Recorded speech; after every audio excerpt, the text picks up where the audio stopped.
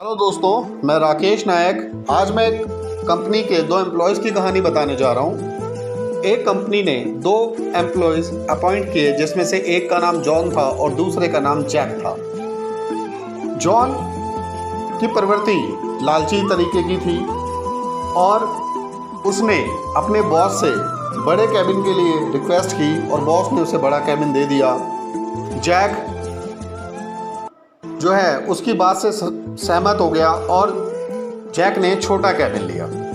लेकिन हुआ क्या, जॉन ने कैबिन तो ज़रूर बड़ा ले लिया, लेकिन वो ना तो उस कैबिन की देखभाल करता था, ना ही चीज़ों को मेंटेन कर पाता था। उसके कैबिन में जाते ही फाइलें इधर उधर बिखरी रहती थी, सारे पेपर्स टेबल पे बिखरे रहते थे और कुछ भी सिस्टमेटिक नहीं होता था।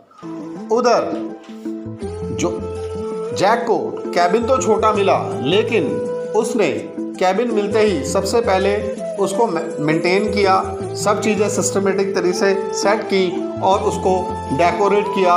उसमें अलग अलग पिक्चर्स लगाई, कुछ कोटेशंस लगाई, पॉजिटिव थॉट्स की कोटेशन लगाई और उस कैबिन को प्रेजेंटेबल बनाया। एक बार बॉस ने सोचा कि चलो दोनों कैबिन्स जाकर देखें। तो जब वो जॉन के कैबिन में गए तो उन्होंने देखा सब चीज़ें इधर उधर बिखरी हुई हैं, सब चीज़ जो कोई भी फाइल या कोई भी पेपर सिस्टमेटिक वे से नहीं रखा हुआ। उस बात को देखकर, उस कैबिन को देखकर बॉस को बड़ी निराशा हुई और फिर बॉस जो हैं वो जैक के कैबिन में गए। जैक के कैबिन में जाते ही उनका मन खुश हो गया।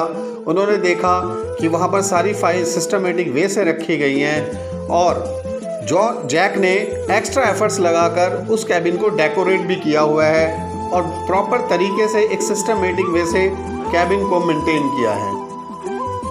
उस बात से खुश होकर बॉस ने जैक को प्रमोट किया और उन्होंने मैनेजर उनको बनाया और बोला कि अगर आप इस छोटे से कैबिन को इतना ज़्यादा प्रेजेंटेबल बना सकते हैं तो आप इस कंपनी को भी प्रमोट करने में भूमिका अदा कर सकते हैं। मुझे आप पे पूरा भरोसा है। कहने का मतलब ये है दोस्तों कि अगर ज़िंदगी हमें नींबू दे तो हमें ये शिकायत नहीं करनी चाहिए कि नींबू खट्टा है, बल्कि हमें उससे एक स्वादिष्ट शिकंजी बना के पीनी चाहिए, उसको एंजॉय करना चाहिए। आशा है मेरी बात समझ गए होंगे।